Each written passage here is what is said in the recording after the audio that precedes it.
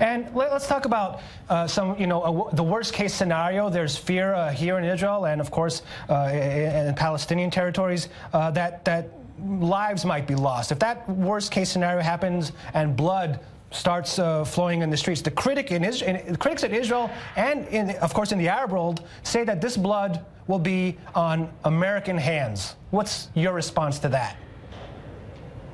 That's absolutely not the truth. I mean, the reality of the matter is this. There are people within the Arab and the Palestinian world that will use any excuse that they can find to go out there and cause the loss of life. That is the reality. That is what they have proven historically throughout time. But let's also look at this historic fact.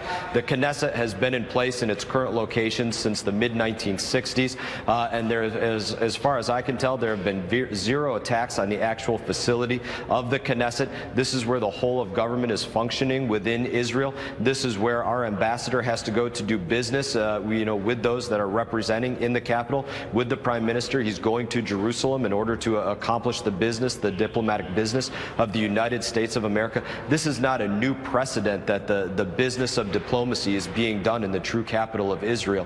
This is something that needed to be done, that the United States of America recognizes that this is the true capital and goes out there and says, we are going to be honest about what the facts are.